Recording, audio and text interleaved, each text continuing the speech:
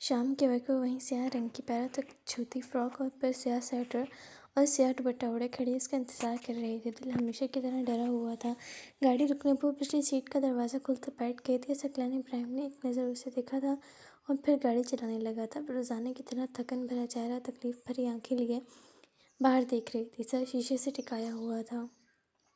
ثقلین ابراہیم نے گاڑی کا رخ موڑا تھا اور گاڑی کو دوسرے راستے پر ڈال دیا تھا۔ وہ اپنے خیالات میں اس قدر کھوئی ہوئی تھی کہ اس نے راستہ بدل جانے پر بھی غور نہیں کیا تھا اور اس بات پر بھی نہیں کہ گاڑی بھی بدلی ہوئی تھی۔ شاید وہ یقین رکھتی تھی وہ ہمیشہ کی طرح اسے اس جہنم میں ہی چھوڑنے جائے گا اور کہیں نہیں۔ کچھ دیر بعد گاڑی رکی تھی اور حرین نے چونک کر آس پاس دیکھا تھا۔ یہ وہ جگہ تو نہیں تھی جہاں اسے آنا تھا۔ ثقلین ابراہیم کو گاڑی سے اترتا دیکھ وہ نظر انداز کر گئی تھی۔ شاید وہ یہاں اپنے کسی کام سے آیا ہو، لیکن حیرت تب ہوئی تھی جب وہ اس کی طرف آتے اس کی طرف کا دروازہ کھول کر کھڑا ہوا تھا۔ باہر آئیں گاڑی سے، وہ سنجیدہ لہجے میں بولا تھا اور حرین نے اپنے آس پاس دیکھا تھا۔ یہ جگہ بہت عجیب سی لگی تھی حرین زہرا کو۔ اس وقت اس شخص سے خوف آیا تھا۔ لیکن یہاں کیوں؟ یہ کون سی جگہ ہے؟ وہ گھبراتے ہوئے کہہ رہی تھی۔ جس سیاہ دنیا میں وہ قدم رکھ چکی تھی وہ جانتی تھی یہاں سب درندے ہیں اور اسے نوچنے سے پہلے ایک بار بھی نہیں سوچیں گے۔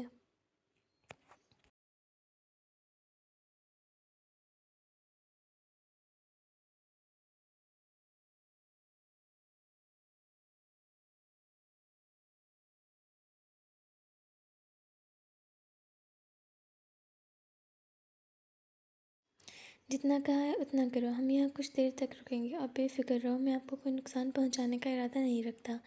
وہ اب لہجے میں نرمی لیے بولا تھا اور جتنی نرمی سے وہ پیش آ رہا تھا، حرین نہ چاہتے ہوئے بھی اس پر بھروسہ کرتے باہر آئی تھی۔ پیچھے آئے میرے۔ وہ سامنے کی طرف چل پڑا تھا۔ اندرونی شہر سے کچھ دور وہ ایک کلب کی طرف آیا تھا۔ آس پاس کے ماحول، لوگ حرین زدہ کو گھبراہٹ میں مبتلا کرنے کے لیے کافی تھے۔ ماحول کے اندر آتے وہ ایک طرف بنے آمنے سامنے رکھے صوفوں کے درمیان رکھے ٹیبلز کی طرف آیا تھا اور ایک صوفے پر بیٹھتے اس نے حرین زہرا کو سامنے بیٹھنے کا اشارہ کیا تھا اور وہ خاموشی سے بیٹھ گئی تھی۔ دل ڈرا ہوا تھا لیکن نہ ماننے کے علاوہ کوئی راستہ نہیں تھا۔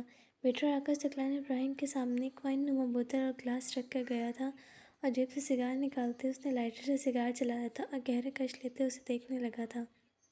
ساتھ ہی ہاتھ گلاس میں وائن ڈالنے میں مصروف ہوئے تھے۔ حرین نے اس کا یہ روپ دیکھتے اپنے خشک ہونٹوں پر زبان پھیری تھی۔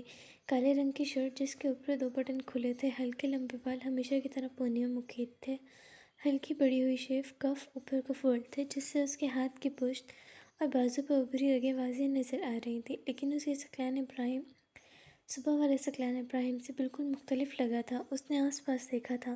تیز میوزک کی آواز پر غیر معمولی کپڑوں میں مردوں کے قریب ناچتی لڑکیاں، ہر طرف شراب اور دھوئیں کی بو، رنگ برنگی جلتی بجتی بتیاں۔ وہ یہ جگہ پہلی بار دیکھ رہی تھی۔ آنکھوں میں خوف کے ساتھ ایک ناگوار تاثر ابھرا تھا اور ثقلین ابراہیم اس کی ہر ایک ادا اور تاثرات ملاحظہ کر رہا تھا۔ وہ خود میں سمٹی تھی۔ پیر سے چپل نکالتے اس نے پاؤں اوپر کیے تھے اور گھٹنوں کو گلے لگایا تھا۔ جتنا غیر آرام دہ اور خوف وہ محسوس کر رہی تھی وہ بیان نہیں کر سکتی تھی۔ سب غیر تھے، وہ کسی کو نہیں جانتی تھی اور نہ ہی اس کا کوئی اپنا جو اسے بچا سکتا۔ حرین زہرا نے اپنی نظروں کا رخ ثقلین ابراہیم کی طرف کیا تھا۔ آپ لینا چاہیں گی؟ اس نے گلاس مزید حرین زہرا کی طرف کیا تھا۔ حرین نفی میں سر ہلاتے پیچھے کو ہٹ کی تھی۔ میں یہ سب نہیں پیتی۔ وہ کوشش کے باوجود لہجہ مضبوط نہیں رکھ سکی تھی۔ ویری گڈ، پہلی بار آ رہی ہیں کیا ایسی جگہ پر؟ وہ لہجے میں استحقاق لیے بولا تھا اور حرین زہرا نے اس بات میں سر ہلایا تھا۔ ریلیکس، جوس ہے، جو آپ سمجھ رہی ہیں وہ نہیں ہے، آپ لے سکتی ہیں یہ۔ میں بھی نہیں پیتا یہ سب۔ اس نے گلاس حرین کے سامنے رکھا تھا۔ آپ مجھے یہاں کس لیے لے کر آئے ہیں؟ وہ بالآخر پوچھ بیٹھی تھی۔ گلاس کو ہاتھ نہیں لگایا تھا۔ بھروسہ ذرا سا بھی نہیں رہا تھا کسی پر۔ آپ سے کچھ بات کرنی تھی۔ آپ تو کرو گی نہیں تو میں نے سوچا میں خود ہی آپ سے بات کر لوں۔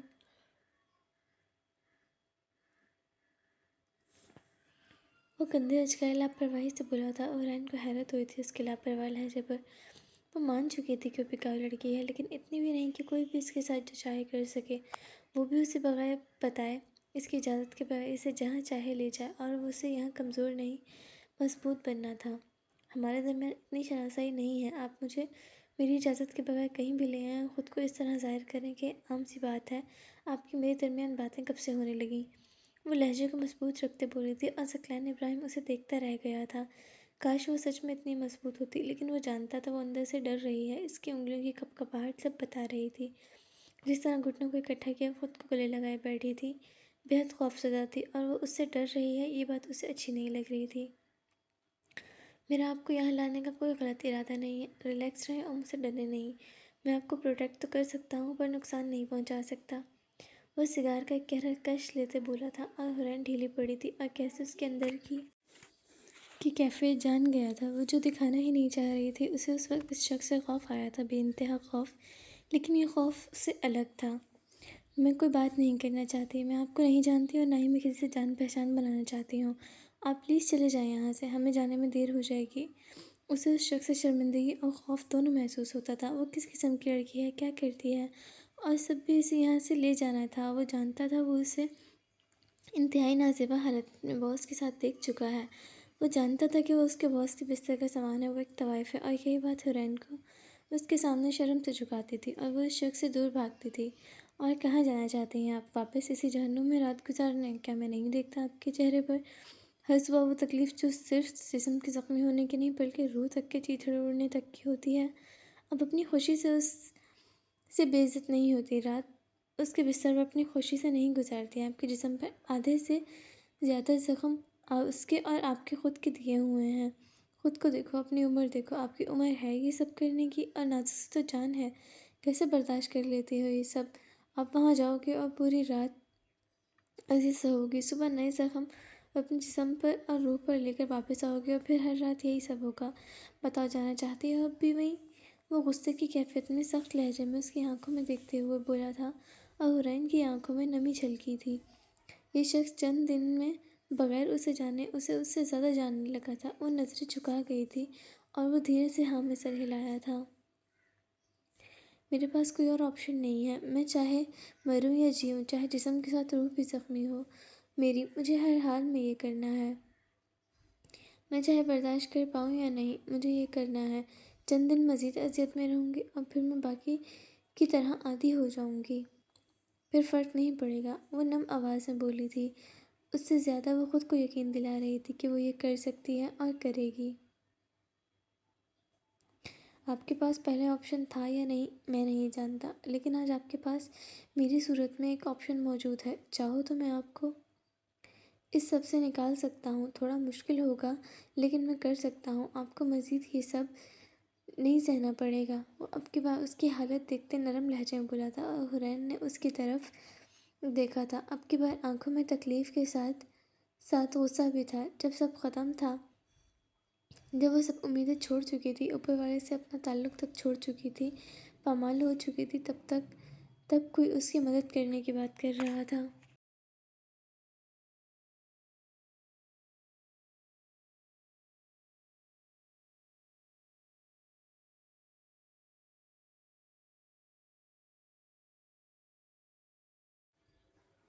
ایک وقت تھا کچھ دن پہلے، میں نے بہت دعائیں کی تھی، بہت روئی تھی، گر گڑائی تھی اوپر والے کے سامنے کہ میرے لیے کوئی مسیحا آ جائے جو مجھے اس دلدل میں جانے سے بچا لے، جو مجھے بچا لے، میری روح کو زخمی ہونے سے بچا لے، مجھے میری نظروں میں شرمندہ ہونے سے، مجھے داغدار ہونے سے، مجھے اس جانور کے ظلم سے بچا لے۔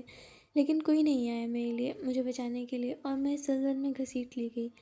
جب میری اس دلدل میں پہلی رات تھی، جب میں نے پہلی رات اس کے کمرے میں گزاری تھی، جب وہ مجھے نوچ رہا تھا، تب پتہ ہے میں بہت روئی تھی، بہت چیخی تھی، چلائی تھی، مجھے بہت تکلیف ہوئی تھی جب اس نے مجھے چھوا تھا۔ اس وقت بھی میں نے شدت سے چاہا تھا کوئی تو آ کر مجھے بچا کر لے جائے، لیکن کوئی نہیں آیا۔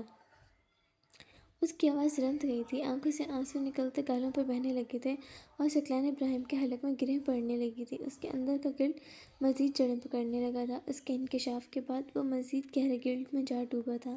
وہ گواہ تھا ان چیخوں کا، اس نے رونے کی آوازوں کا، اس پر ظلم ہونے کی آوازوں کا۔ اس نے وہاں اپنے کانوں سے سنی تھی اس کی آوازیں۔ وہ پہچان بھی گیا تھا کہ یہ آوازیں الگ ہیں، لیکن پھر بھی وہ اسے بچانے نہیں گیا تھا۔ وہ نظر انداز کر گیا تھا ان آوازوں کو، اور اس سے یہ نظر انداز کرنا کسی کو زندگی بھر کی جہنم اور تکلیف میں دھکیل گیا تھا، اور اسے زندگی بھر کے گہرے گلٹ میں، کہ وہ ایک معصوم پر ظلم ہوتے دیکھ کر بھی اسے نہیں بچا سکا۔ وہ خود بھی نظر جھکا گیا تھا، اب ہمت نہیں تھی اس سے نظریں ملانے کی۔ اور اب مجھے کوئی نہیں چاہیے، مجھے کوئی مسیحا، کوئی آپشن نہیں چاہیے۔ اب میں اس تکلیف کو محسوس کر چکی ہوں، میں اذیت کی انتہاؤں کو چھو چکی ہوں جہاں میں کبھی نہیں جانا چاہتی تھی۔ میں طوائف بن چکی، میرے نام کی سب بازاری عورت جڑ چکا، مجھ پہ دھبا لگ چکا۔ چند دن مزید تکلیف ہوگی اور پھر میں اس تکلیف کے ساتھ رہنا سیکھ جاؤں گی۔ پھر ہر رات میرے لیے ایک سی رات ہوگی۔ اب میں یہ کرنا چاہتی ہوں اور اب میں یہ کروں گی۔ اب مجھے کسی کی ہمدردی یا کسی مسیحا کی ضرورت نہیں۔ میں اکیلے سنبھلنا سیکھ چکی۔ آپ کی بات چیت پوری ہو چکی، جو سننا چاہتے تھے آپ سن چکے، تو کیا اب چلیں؟ وہ اپنے آنسو پہنچتے ٹیبل پر ہاتھ رکھتے مضبوط لہجے میں بولی تھی، جبکہ اپنے لفظوں سے وہ سامنے بیٹھے شخص کی تکلیف مزید بڑھا گئی تھی، جبکہ وہ صرف دعا قبول نہ ہونے پہ اپنے رب سے بھی تعلق ختم کر چکی تھی، جس سے تعلق اس نے کبھی مشکل حالات میں بھی نہیں چھوڑا تھا، بغیر یہ سوچے کہ بندہ تو اپنے رب کو چھوڑ دیتا ہے، لیکن وہ کبھی اپنے بندے کو تنہا نہیں چھوڑتا۔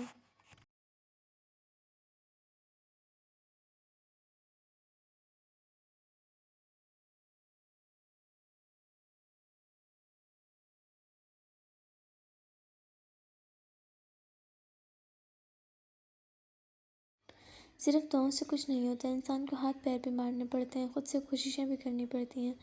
خود پر ظلم نہیں کریں پلیز، آپ یہ برداشت نہیں کر سکتی۔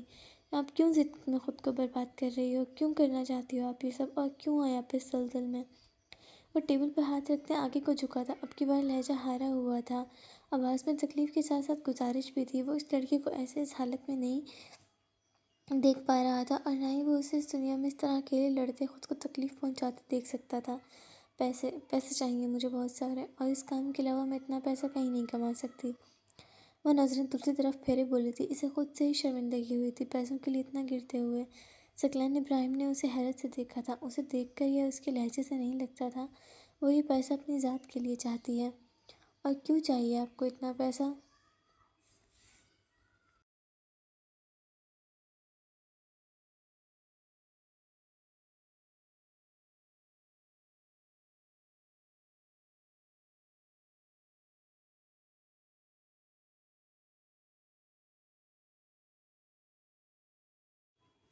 اسی پیسے نے تو مجھے اس دلدل میں گھسیٹا ہے، جس تکلیف سے میں گزری ہوں، میں کبھی نہیں چاہوں گی اس تکلیف سے کوئی اور گزرے۔ مجھے اپنی فیملی کے لیے کمانا ہے، مجھے ان لڑکیوں کے لیے بھی کمانا ہے جو پیسے کے لیے زبردستی اس میں گھسیٹی جاتی ہیں۔ وہ خاموشی سے اب ٹیبل پر رکھے اپنے ہاتھوں کو دیکھ رہی تھی، لیکن آواز میں پختہ ارادہ تھا، اور ثقلین ابراہیم کو غصہ آیا تھا، جسے بچانے کے لیے وہ دوسروں کی اپنی زندگی داؤ پر لگاتا پھر رہا ہے۔ وہ دوسروں کو بچانے کے لیے خود کی زندگی کو جہنم بنا رہی ہے، خود کو تکلیفوں میں جھونک رہی ہے۔ آپ نے سماج سیوا کا ٹھیکہ نہیں لے رکھا، جس کی جو پرابلم ہے وہ خود ہی دیکھ لے گا۔ آپ کو پیسہ اپنی ذات کے لیے نہیں چاہیے، نہ آپ خود پیسہ والی یا عیش و عشرت والی زندگی جینا پسند کرتی ہو۔ سارا دن اس کیفے میں کھڑی رہتے ہو، کام کرتی ہو، صرف ایک معمولی سی تنخواہ کے لیے، کیونکہ آپ صرف وہی پیسہ خود پر خرچ کرنا پسند کرتی ہو۔ اتنا تو میں جانتا ہوں، آپ خود کی خوشی سے اس کام میں نہیں ہے، مجبور کیا گیا ہے، تمہیں زبردستی گھسیٹا گیا ہے اس میں۔ تو ایسا کیا تھا جس نے آپ کو مجبور کیا؟ کس نے زبردستی کیا آپ کے ساتھ، جس نے آپ کو مجبور کیا یہ کرنے پر؟ میں صرف اس کے بارے میں جاننا چاہتا ہوں، اور کچھ بھی نہیں، پلیز۔ اس کے لہجے میں منت تھی۔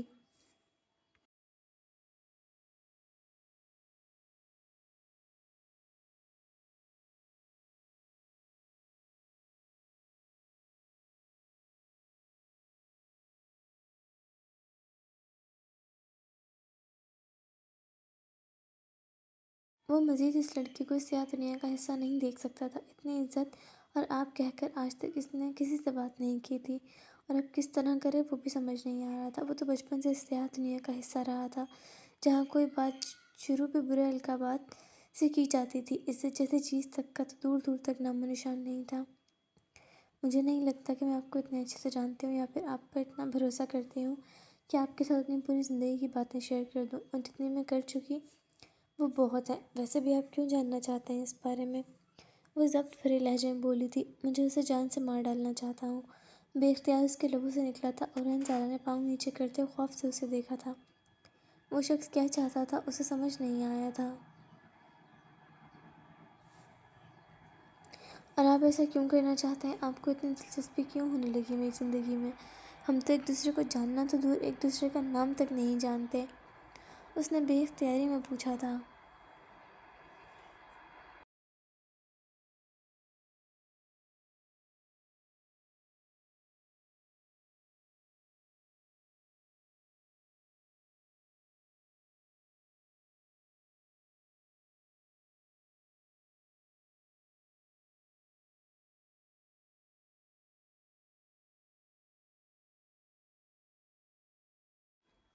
پتہ نہیں، میں بھی نہیں جانتا میں ایسا کیوں چاہتا ہوں۔ اس سوال کا جواب تو میرے پاس بھی نہیں۔ اس کے کندھے جھک گئے تھے، اپنا سر اس نے اپنے ہاتھوں میں گرا لیا تھا جیسے خود سے ہار گیا ہو، سامنے بیٹھی لڑکی سے ہار گیا ہو۔ آنکھوں میں اب تکلیف بھرا تاثر ابھر آیا تھا۔ 3 دن سے میں پاگل ہو رہا ہوں۔ اس رات میں وہاں آیا تھا جب تمہارا پہلا دن تھا، اس سفید محل میں۔ میں نے سنی تھی تمہیں اور تم پہچان بھی گیا تھا۔ یہ تکلیف عام نہیں ہے، لیکن میں نے نظر انداز کر دی کیونکہ وہاں پر یہ چیزیں عام ہیں۔ وہ ہر دن نئی عورت کو پیسے دے کر خریدتا تھا، لیکن زبردستی کسی کے ساتھ نہیں ہوتی، وہ سب خوشی سے پیسے لے کر آتی تھی۔ مجھے وہی لگا اور میں نظر انداز کر کے چلا گیا، لیکن جب اگلے دن تمہیں دیکھا تو میری ضمیر نے کہا مجھ سے کچھ غلط ہوا ہے۔ میں نے بہت غلط کر دیا۔ میں تمہیں اس دن بچا سکتا تھا، لیکن میں نہیں کر سکا۔ میری یہ غلطی نے کسی معصوم کو اس ظلم بھری دنیا میں دھکیل دیا، اور اس وقت میں پوری طرح سے گلٹ میں ڈوب گیا۔ لیکن جب اس نے کہا اس نے تمہیں خریدا ہے تو میں خاموش رہا، کیونکہ تم پیسے لے کر اس کے پاس جا رہی تھی۔ میں نے خود کو یقین دلایا جیسا میں دیکھ رہا ہوں ویسا نہیں ہے، لیکن جب میں نے اس کے تمہیں چھونے پر تمہارے چہرے پر ناگواری اور تکلیف دیکھی تب مجھے بھی تکلیف ہوئی۔ تمہیں ہر رات اس کے پاس لے جانا مجھے کسی احساس جرم میں مبتلا کرتا رہا۔ ہر صبح جب تمہاری حالت دیکھتا تو لگتا ہے جیسے اس سب کا قصوروار میں ہی ہوں، میں ہی تمہیں چھوڑ کر جاتا ہوں یہ سب سہنے کے لیے۔ میں دن بہ دن گلٹ میں ڈوبتا جا رہا ہوں، میرے اندر مجھے کھا رہا ہے۔ اس رات جب تمہیں لینے نہیں آیا تھا، میں نے تمہارے چہرے پر تھکن اور تکلیف دیکھی تھی، اور میں چاہتا تھا تمہیں آج کی رات آرام مل جائے، لیکن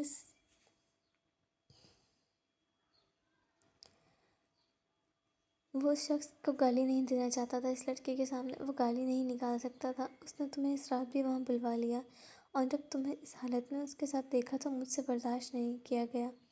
ایسا لگا جیسے میرا جسم کا ذرہ ذرہ کوئی نوچ رہا ہو، اور میں نے وہ بولتے بولتے رکا۔ اپنا دیا ہوا دھوکہ یاد آیا تھا جس پر اسے رتی برابر بھی افسوس نہیں تھا۔ میں نے اس کی ساری منشیات کے دھندے کی انفارمیشن پولیس کو دی تھی تاکہ میں تمہیں اس کمرے سے نکال سکوں، تمہیں اس جانور سے آزادی دلوا سکوں۔ اس کے انکشاف پر حرین زارا کی آنکھیں پھیلی تھیں۔ وہ اس کے لیے اتنا کچھ کر گیا تھا، لیکن کیوں؟ وہ لگتی ہی کیا تھی اس کی جو وہ اس کے لیے اتنا کچھ کرے؟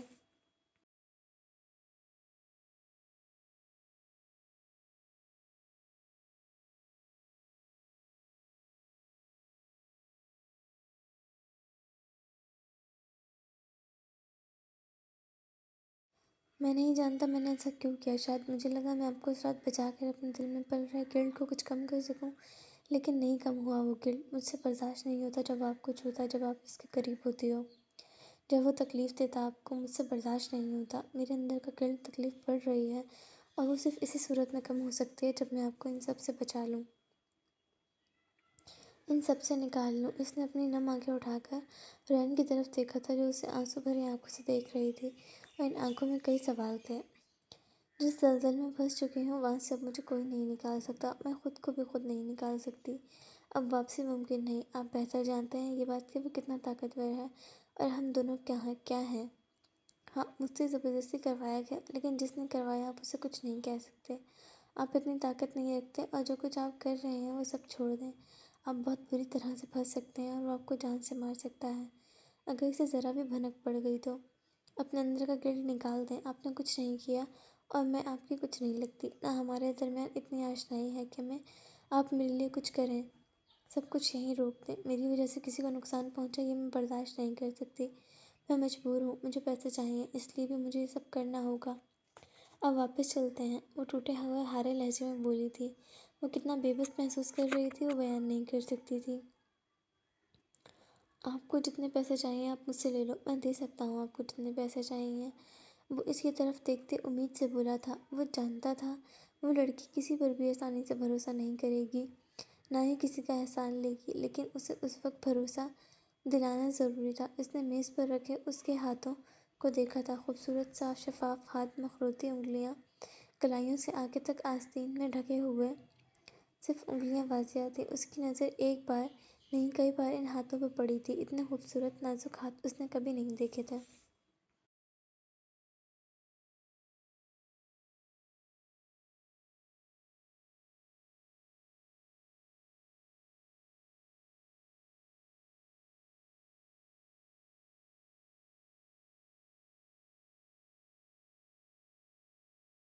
مجھے کسی کا احسان نہیں چاہیے، اور نہ ہی مجھے آپ کے پیسے چاہیے، پلیز۔ وہ آپ کی بات طاہر سے بولی تھی۔ جب ضرورت تھی تب کوئی نہیں ملا تھا، اور اب اسے کوئی چاہیے نہیں تھا۔ کیا میں آپ کے ہاتھوں پر ہاتھ رکھ سکتا ہوں؟ کچھ وقت کے لیے پلیز۔ اس کے ہاتھوں کو دیکھتے اس نے اجازت مانگی تھی اور حوران زارا نے آنکھوں میں اشتیاق اور حیرت لیے اسے دیکھا تھا۔ ایک طوائف کو چھونے کے لیے کبھی مرد اجازت نہیں مانگتے، وہ اسے پبلک پراپرٹی سمجھتے ہیں، اور وہ ہاتھ تھامنے کی بھی اجازت مانگ رہا تھا، گزارش کر رہا تھا۔ وہ مردوں کی کون سی ناپید قسم میں سے تھا، وہ سمجھ نہیں سکی تھی۔ اس نے ٹرانس کی کیفیت میں ہاں میں سر ہلایا تھا اور ثقلین ابراہیم نے اس کے آستین کو مزید آگے کرتے اس کے دونوں ہاتھوں کو مکمل آستین میں ڈھانپ دیا تھا اور نرمی سے اس کے دونوں ہاتھوں کی پشت پر اپنے ہاتھ رکھ گیا تھا۔ وہ اس کی جلد کو چھونا ہرگز نہیں چاہتا تھا، اور یہ بھی وہ صرف اسے بھروسہ اور مان بخشنے کی خاطر کر رہا تھا۔ خود پر ظلم نہیں کرو، میں آپ کو بچانا چاہتا ہوں، میں آپ کو اس سب سے نکالنا چاہتا ہوں، میں آپ پر احسان نہیں کر رہا، میں خود کو اس گرد سے نکالنا چاہتا ہوں۔ آپ ایک معصوم لڑکی ہو اور میں اس معصومیت کو بچانا چاہتا ہوں۔ اس سفر میں صرف تکلیفیں اور درندے ملیں گے، پلیز رک جاؤ، مجھ پر ایک بار بھروسہ کر کے دیکھو، میں یہ بھروسہ کبھی نہیں توڑوں گا۔ ہاں، میں اس کے جتنا طاقتور نہیں ہوں، لیکن میں اس کے عالیشان محل کا وہ مضبوط ستون ضرور ہوں جس کے ہٹ جانے سے اس کا محل ضرور گر جائے گا۔ میں وعدہ کرتا ہوں، ایک بار بتا دو جس نے بھی آپ کو مجبور کیا اس کی لاش آپ کے قدموں میں لا کر نہ رکھی تو بے شک آپ مان لینا ثقلین ابراہیم نام کی کسی نامرد سے آپ زندگی میں ملی تھی۔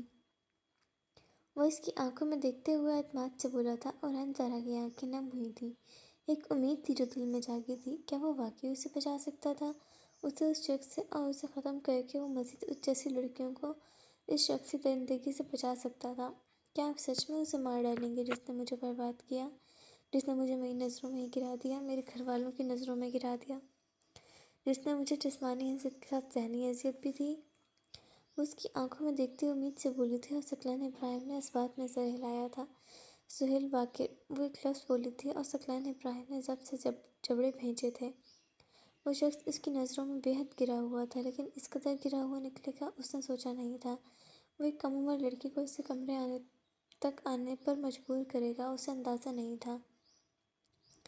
بتائیں، کیا آپ مار سکتے ہیں اس شخص کو؟ کیا آپ اب بھی کوشش کریں گے مجھے بچانے کی؟ وہ ضبط بھرے لہجے میں، ایک امید سے سوالیہ لہجے میں گویا ہوئی تھی۔ میں کوشش نہیں کروں گا بلکہ تمہیں بچاؤں گا، اور اس شخص کی لاش اگر تمہارے قدموں میں لا کر نہ رکھی تو بے شک مجھے مرا ہوا سمجھ لینا۔ وہ لہجے میں ایک عزم لیے بولا تھا اور عین زارا حیرت سے اسے دیکھتی رہ گئی تھی۔ ایک انجان شخص اس جیسی عام سی لڑکی کے لیے اپنی جان تک داؤ پر لگانے کے لیے تیار تھا۔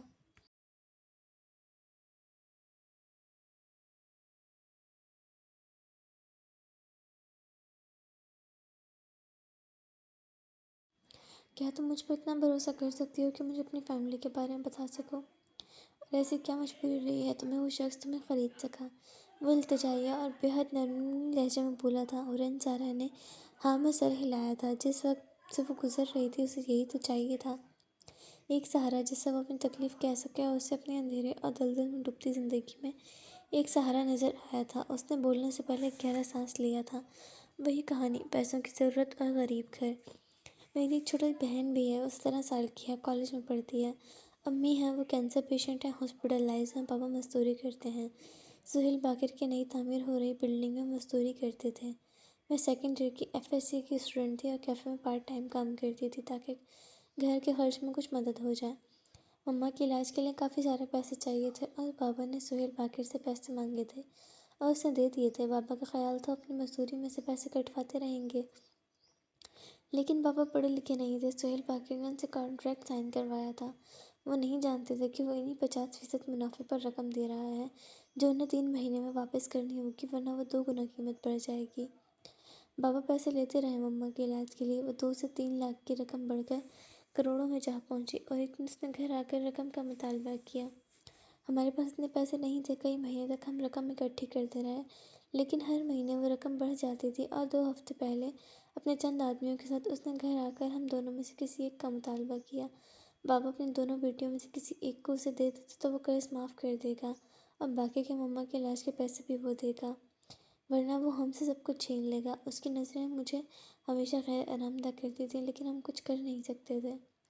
بابا نے اس کی دھمکی کو کچھ خاص نہیں لیا تھا۔ ہم سب پیسے اکٹھے کرنے میں لگے رہے اور اگلے ہفتے وہ گھر آیا تھا۔ اس نے واضح پاپا سے کہا تھا کہ اسے پیسے نہیں بلکہ میں چاہیے۔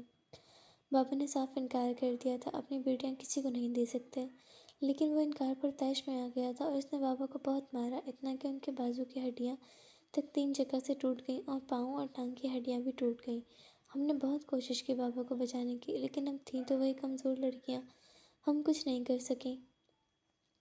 اس نے اس دن میرے سامنے مطالبہ رکھا یا تو میں خود اس کے بستر تک آنے پر راضی ہو جاؤں، بدلے میں مجھے اتنے پیسے دے گا کہ مما کا علاج بھی کروا سکتے ہیں، اپنی فیملی کو بھی ایک اچھی زندگی دے سکتے ہوں، ورنہ وہ میری بہن کو بھی نہیں چھوڑے گا اور مما کو بھی مار ڈالے گا۔ مریم بہت چھوٹی ہے، بچی ہے، وہ بہت ڈری ہوئی تھی اور میں اسے تکلیف میں نہیں دیکھ سکتی تھی۔ بابا بھی بازو ٹوٹنے کی وجہ سے کام نہیں کر سکتے تھے۔ مجھے اس کی بات ماننے کے علاوہ کوئی حل نظر نہیں آیا۔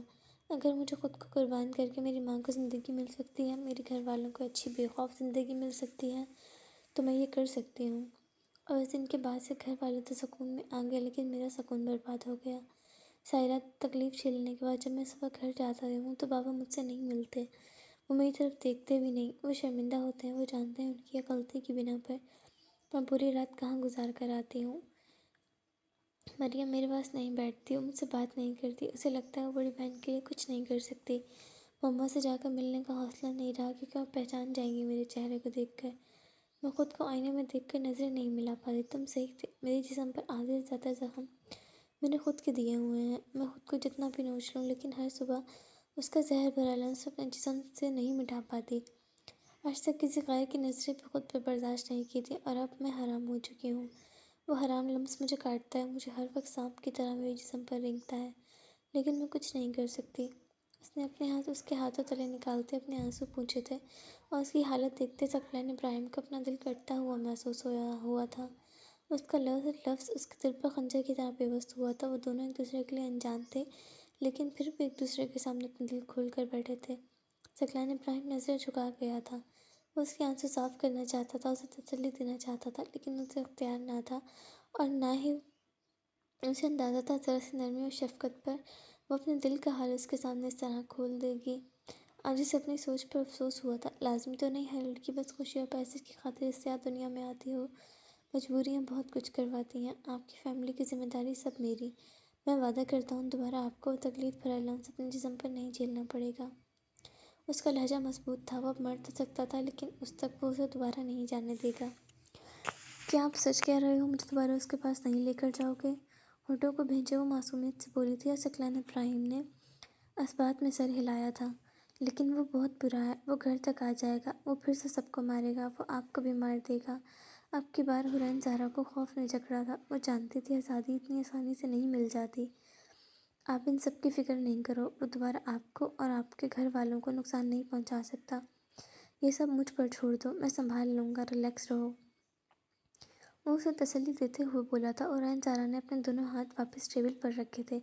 لیکن آپ یہ سب میرے لیے کیوں کر رہے ہیں؟ میں آپ کی کچھ نہیں لگتی، نہ تو میں نے آپ سے مدد مانگی، نہ ہی ہماری کوئی جان پہچان ہے۔ کیا آپ کو یہ بدلے مجھ سے کچھ چاہیے؟ کوئی بھی اجنبی کسی کے بغیر کسی غرض کی مدد نہیں کرتا۔ وہ اسے شک بھری نگاہوں سے دیکھتے بولی تھی، اندھیری دنیا سے آیا یہ شخص آخر اس پر اتنا مہربان کیوں تھا، جبکہ وہ اس معصوم سی لڑکی کے معصوم سے ذہن کو دیکھتے مسکرایا تھا۔ آپ نے بالکل صحیح سوچا، آپ ایک ذہین لڑکی ہو، لیکن مجھے آپ سے کیا چاہیے وہ میں ابھی نہیں بتا سکتا، وقت آنے پر میں آپ سے مانگ لوں گا مجھے جو بھی چاہیے۔ وہ مسکراتے ہوئے بولا تھا، اور حرین زہرا نے خفگی سے اسے دیکھا تھا۔ جتنا اچھا وہ اسے سمجھنے لگی تھی، وہ اتنا بھی اچھا نہیں تھا۔ ابھی ہم کیا سہیل باقر کے گھر جائیں گے؟ اس نے ڈرتے پوچھا تھا۔ اپنے گرد چڑھایا مضبوطی کا خول ٹوٹ گیا تھا، اب واپس اس جہنم میں جانے سے بے حد خوف آنے لگا تھا۔ نہیں، آپ کو واپس گھر چھوڑوں گا اور میں مینشن جاؤں گا، وہ کندھے اچکاتے نومر انداز میں بولا تھا، لیکن وہ جب آپ کے ساتھ مجھے نہیں دیکھیں گے تو آپ سے سوال کریں گے، آپ پر غصہ ہوں گے، پھر بے فکر رہو، میرے پاس پلانس ہیں، فی الحال اپنا نمبر دو مجھے اور اپنا فون بھی دو۔ اس نے ہاتھ آگے کیا تھا، اور حرین زہرا نے اسے معصومیت سے دیکھا تھا۔ میں اپنے ساتھ کچھ نہیں لاتی، فون بھی گھر چھوڑ کر آتی ہوں، لیکن آپ میرا نمبر لے سکتے ہیں۔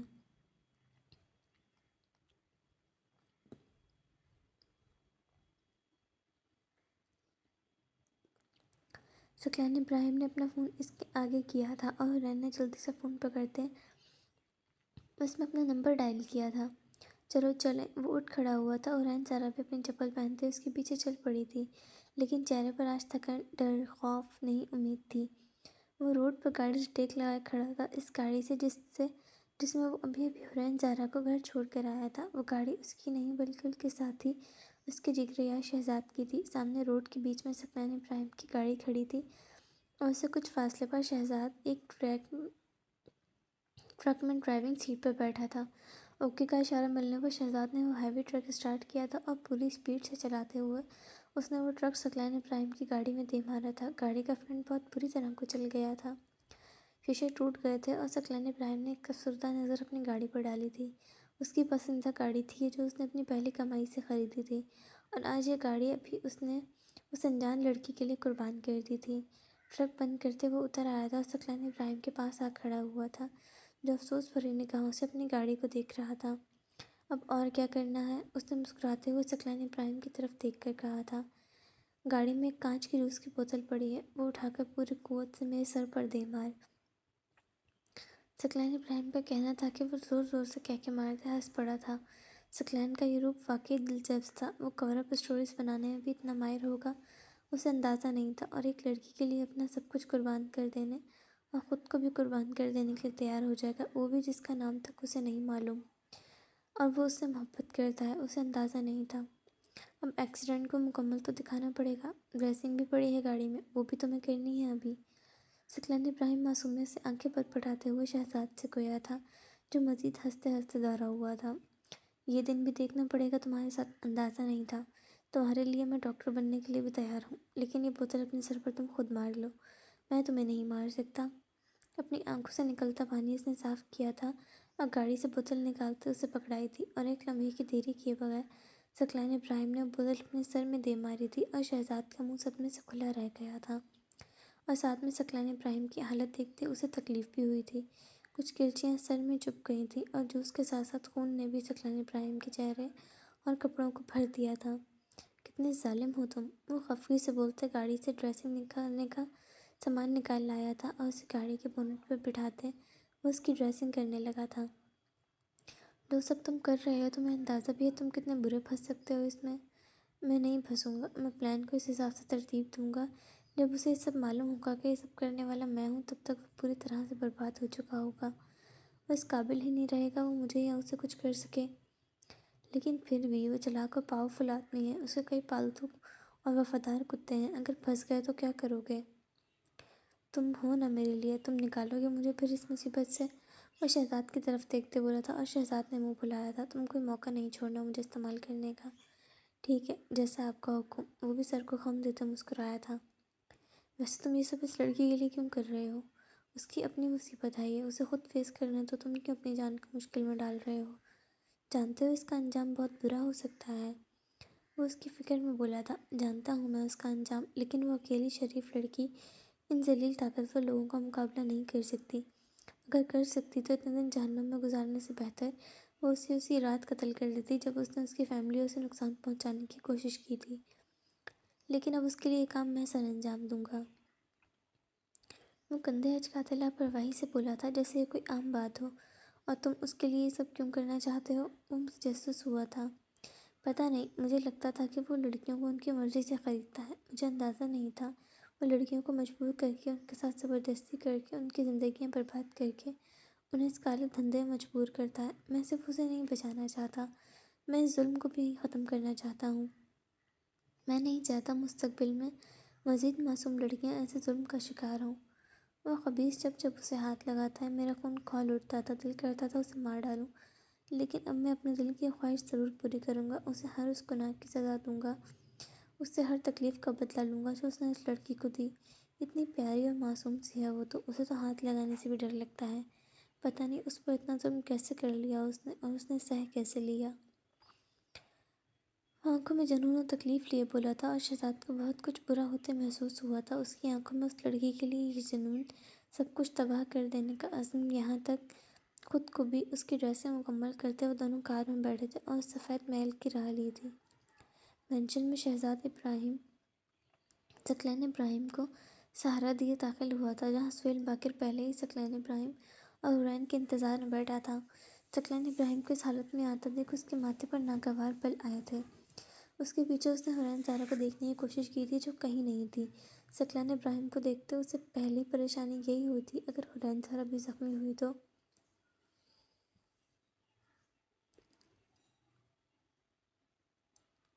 اس کی کئی راتیں برباد ہو جائیں گی۔ اور یہ کیا ہوا ہے تمہیں؟ ثقلین ابراہیم کو دیکھتے وہ ناگواری سے بولا تھا۔ ثقلین ابراہیم کا زخمی ہونا یا بستر پر پڑنا اس کے لیے اس کے کام میں بہت بڑی رکاوٹ تھا جو وہ فی الحال افورڈ نہیں کر سکتا تھا۔ باس، اس لڑکی کو یہاں لاتے وقت واپسی پر ثقلین کا ٹرک کے ساتھ بہت بری طرح حادثہ پیش آیا ہے۔ گاڑی بہت بری طرح ڈیمیج ہوئی ہے، لیکن شکر ہے کوئی جانی نقصان نہیں ہوا۔ شہزاد اپنے لہجے کو ہموار رکھتے بولا تھا۔ وہ ثقلین کی طرح شاطر نہیں تھا۔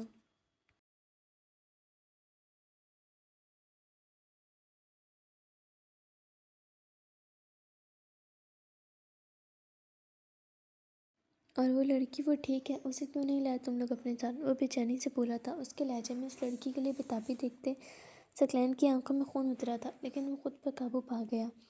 باس، وہ بھی بہت بری طرح زخمی ہوئی ہے، کافی چوٹیں آئی ہیں اسے، وہ یہاں آنے کی حالت میں نہیں تھی، اس کی بینڈیج کروا کر میں اسے گھر چھوڑ آیا ہوں۔ شہزاد معصومیت سے صفائی سے جھوٹ بول گیا تھا، اور سہیل باقر غصے میں غرقایا تھا۔ تم اندھے تھے، دیکھ کر گاڑی نہیں چلا سکتے تھے، آپ پی کر بیٹھے تھے۔ تم پر بھروسہ کیا تھا میں نے، کرنا ہی نہیں چاہیے تھا۔ اس قدر طلب ہو رہی تھی مجھے اس لڑکی کی، اور تمہاری وجہ سے میری یہ رات بھی برباد ہو جائے گی۔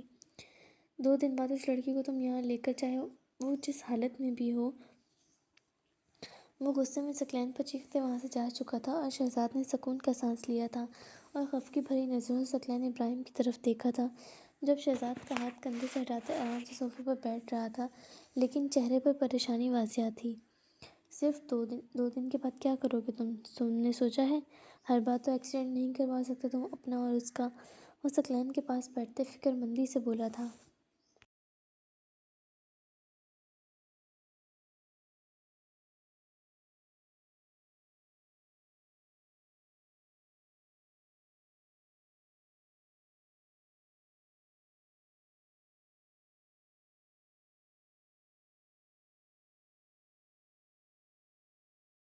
ان دنوں میں کچھ سوچ لوں گا۔ اس نے فون نکالا تھا، حرین زارا کا نمبر دیکھا تھا، پھر اٹھتے وہاں سے اپنے کوارٹر کی طرف چلا گیا تھا۔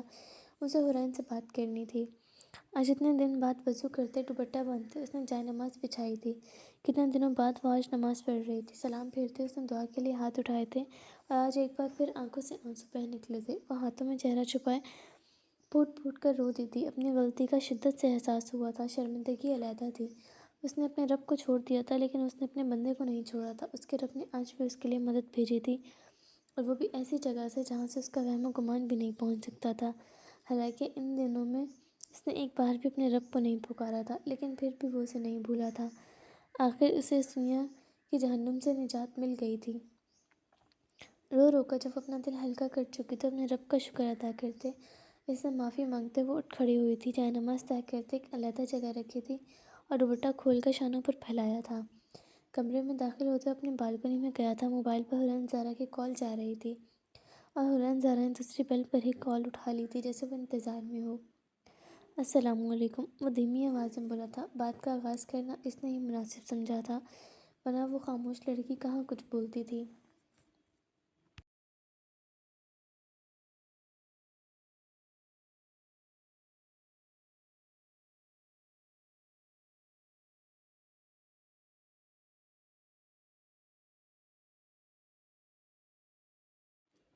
وعلیکم السلام، وہ جواب دیتے پھر سے لب کاٹنے لگی تھی۔ جو وہ پوچھنا چاہتی تھی وہ پوچھ نہیں پا رہی تھی۔ کیسے ہیں آپ؟ اس نے نرمی سے پوچھا تھا۔ میں ٹھیک ہوں، اور آپ کیسے ہیں؟ اس نے زیادہ غصہ تو نہیں کیا آپ پر؟ وہ پریشان سی بولی تھی۔ نہیں، اس کی فکر نہیں کرو، مجھے کچھ چیزیں چاہیے تھیں اور تمہیں کچھ بتانا تھا۔ جی بولیں، سن رہی ہوں، وہ دھیرے سے بولی تھی۔ مجھے آپ کی مما کے ہسپتال کا ایڈریس، اس کی فائلز، سب چاہیے، اور آپ کی فیملی ان سے شاید 1 سے 2 مہینے تک مل بھی نہ سکو۔ کیا تم راضی ہو اس بات پر؟ وہ چونکی تھی اس کی بات پہ، پریشانی لاحق ہوئی تھی۔ وہ اس کی مما کو اس سے دور کیوں کر رہا تھا؟ لیکن کیوں؟ وہ اکیلی کیسے رہیں گی، اور ہم ان سے ملے بغیر کیسے رہیں گے؟ اس کی آواز میں نمی گھلی تھی۔ میں کوشش کروں گا معاملہ زیادہ نہ بڑھے، لیکن اگر بڑھ بھی گیا تو کم از کم ان کی پریشانی نہیں ہوگی۔ ہم اس چیز سے مطمئن ہوں گے کہ وہ سیف ہے، اور فکر نہیں کرو، وہ اکیلی نہیں ہوگی۔ ان کی ذمہ داری میری ہے، اور آپ مجھ پر اتنا یقین کر سکتی ہو اور اپنی ذمہ داریاں بہت اچھے سے نبھاتا ہوں۔ وہ نرم لہجے میں اسے یقین دلانے کی غرض سے بولا تھا، اور حرین نے ہونٹ کاٹتے گہرا سانس لیا تھا۔ اوکے، میں سینڈ کر دیتی ہوں آپ کو، وہ مشکل فیصلہ لیتے بولی تھی۔ مشکل تھا، لیکن اور کوئی راستہ نہیں تھا۔ اور تمہیں میں صبح پک کروں گا، اپنے سامان کے ساتھ تیار رہنا۔ آپ بھی اپنی فیملی سے तब तक नहीं मिल सकती जब तक ये सारे मामलात ख़त्म नहीं हो जाते।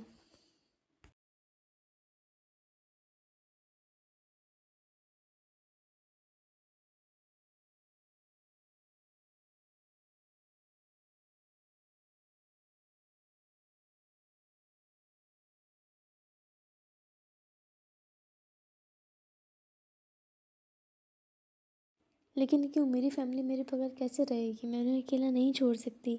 इस बार फैसला लेना मुश्किल था।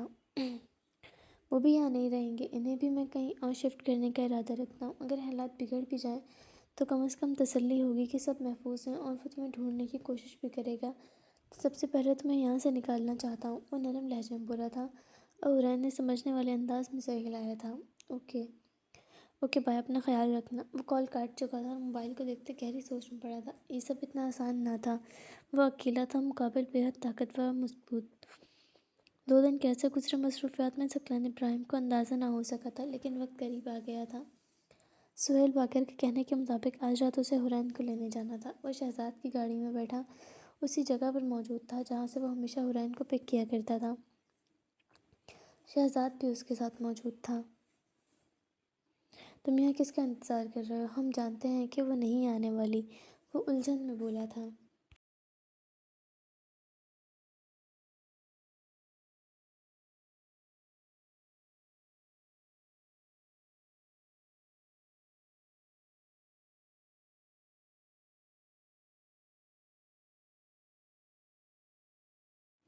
मुस्तकबिल में अगर उसे शक हो, मेरी लोकेशन निकाले भी, तो मेरी तरफ से पता साफ हो। वो खिड़की से बाहर देखते सिगार फूंकते हुए बोला था और शहजाद ने समझ आने वाले अंदाज में सर हिलाया था। थोड़ी देर बाद सकलैन ने चाबी घुमाई थी और वापस मेंशन की तरफ रवाना हुआ था। पहले की तरह वो बेसब्रा जानवर बाहर गार्डन में टहलते हुए इंतज़ार कर रहा था जब सकलैन के साथ शहजाद को आते देखा, लेकिन आज भी हुरैन ज़ारा नहीं थी उसके साथ। तुम दोनों फिर अकेले आ गए आज? इस लड़की को कहाँ छोड़ा है? वो गुस्से की कैफियत में दबा दबा चीखा था। हुरैन को ना देखना उसका दिमाग घुमा गया था। बॉस, हमने उसका काफ़ी देर उसका इंतज़ार किया जहाँ से हम उसे उठाते थे। वो वहाँ नहीं आई। उसके बाद हमने उसका घर भी चेक किया, वहाँ ताला था। वो लड़की वहाँ नहीं थी।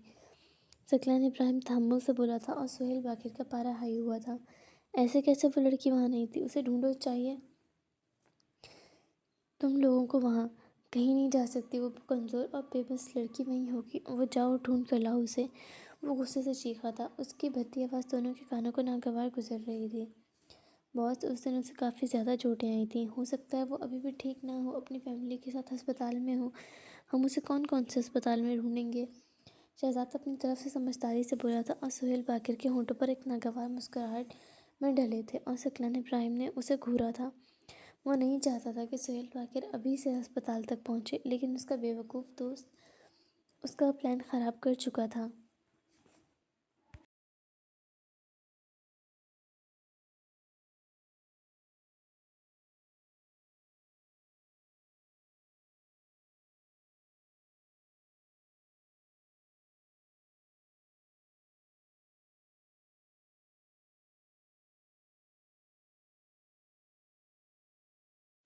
उसकी माँ अस्पताल में है, इसके अलावा वो लोग कहीं नहीं जा सकते। लो अस्पताल का एड्रेस और जाओ, चाहे जिस हालत में भी है वो उसे लेकर आओ। उसने अस्पताल का एड्रेस एक पर्ची पर लिखते सकलैन को थमाया था और सकलैन इब्राहिम वो पर्ची मुट्ठी में दबोचते बाहर निकल आया था। शहजाद को सकलैन इब्राहिम के तासुरात बता रहे थे वो कुछ गलत कर चुका है। कुछ देर में वो अस्पताल के रिसेप्शन पर मौजूद थे और सकलैन इब्राहिम पेशेंट की फ़ाइल की पिक्चर्स क्लिक कर रहा था। उसे तस्वीर सबूत के तौर पर सुहेल बाकिर को भेजनी थी और शहजाद अब खामोशी से उसे देख रहा था। अगर तुम अपना मुंह बंद रखते तो वो बेवकूफ़ बूढ़ा यहाँ तक इतनी आसानी से नहीं पहुँच पाता।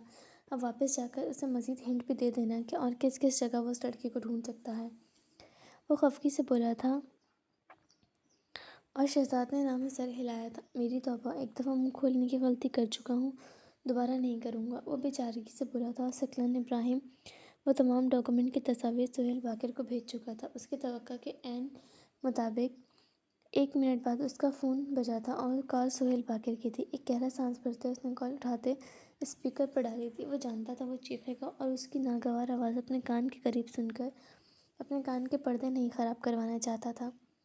ये कैसे हो सकता है? तुम लोग अंधे या पागल तो नहीं हो गए हो? ढूंढो उसे, वहीं होगी, कहीं नहीं जा सकती। वो बाल मुट्ठी में जकड़ते चीखा था اور ثقلان ابراہیم استزائیہ مسکرایا تھا۔ سہیل باقر کو اس وقت ایسا محسوس ہو رہا تھا جیسے کوئی قیمتی خزانہ اس سے چھین لیا گیا ہو۔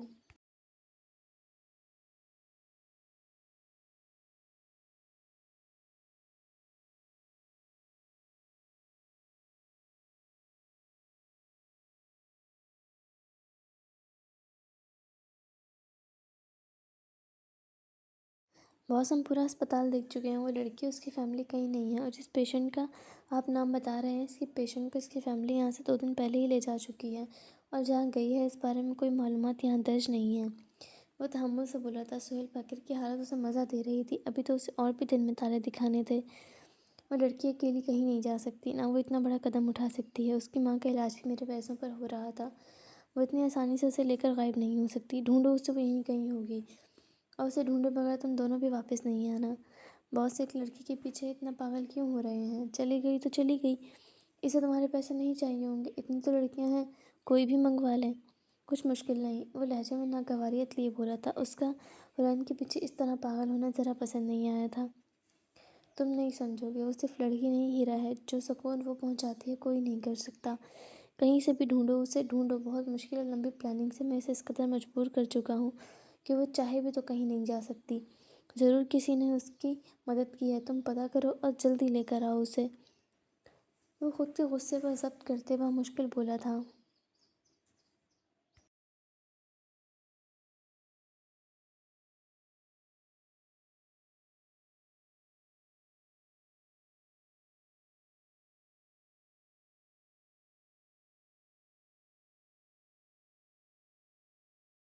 مجبور؟ تم نے اسے مجبور کیا اپنے بستر تک آنے کے لیے؟ لیکن آپ کے دھندے میں تو صرف وہی لڑکیاں ہوتی ہیں جو شوق سے یہ کام کرتی ہیں۔ آپ کب سے لڑکیوں کو مجبور کر کے یہ کام کرنے لگی؟ وہ اپنے غصے پر ضبط کرتے بولا تھا۔ سہیل باقر کا اپنے منہ سے اعتراف کرنا اس نے حران کو مجبور کیا تھا۔ ثقلان ابراہیم کے سینے میں آگ لگا گیا تھا، اور دوسری طرف سہیل باقر کو احساس ہوا تھا اس نے غلط وقت پر غلط شخص کے سامنے یہ بات کہہ دی۔ وہ جانتا تھا کہ ثقلان ابراہیم کو اس چیز سے کتنی نفرت ہے۔ نہیں، وہ خود آئی تھی پیسوں کے لیے میرے پاس، میں نے تو اس پر ترس کھا کر اسے کام پر رکھ لیا۔ تم اس طرف توجہ نہ دو، تمہارے مالک کا حکم ہے، تمہیں کہیں سے بھی وہ لڑکی ڈھونڈ کر لے کر آؤ۔ وہ جلد بازی میں کہتے کال کاٹ گیا تھا، اور ثقلان ابراہیم نے دانت ہچکچاتے اسکرین کو دیکھا تھا۔ وہ شخص انتہائی درجے کا کمینہ تھا، لیکن اس وقت بھی جلد آنا تھا۔ اب کیا کرو گے تم؟ عقب سے آتے ہی شہزاد کی ابھی تو شروعات ہے، اسے ابھی کیا کیا چھینتا ہوں، تم دیکھتے جاؤ۔ یہ اس قدر پاگل ہو جائے گا، اسے وہ لڑکی کیا اپنا نام بھی یاد نہیں رہے گا۔ اسے دن میں تارے نہ دکھائے تو کہنا۔ فون جیب میں رکھتے وہ چل پڑا تھا، اور اس کے پیچھے ہی شہزاد تھا جس کے چہرے پر مسکراہٹ تھی۔ اس کا سالوں کا خواب اس کا دوست پورا کرنے جا رہا تھا۔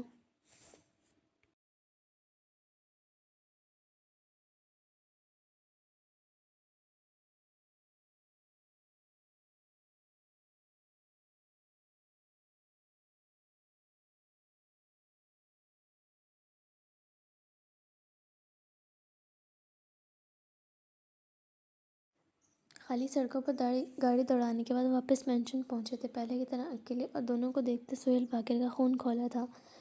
دفعہ ہو جاؤ تم دونوں میری نظروں کے سامنے سے، اسے میں خود ڈھونڈ لوں گا، وہ اتنی جلدی اتنی آسانی سے غائب نہیں ہو سکتی، میں ڈھونڈ لوں گا اسے بھی، اور جو اس کی مدد کر رہا ہے اسے بھی۔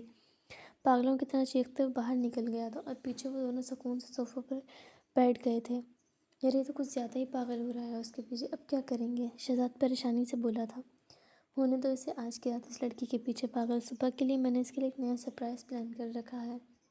اس کے بعد اسے اپنی فکر ہوگی، وہ اس لڑکی کو بھول جائے گا۔ تحمل سے کہتے ہوئے اپنے فون میں مصروف ہوا تھا۔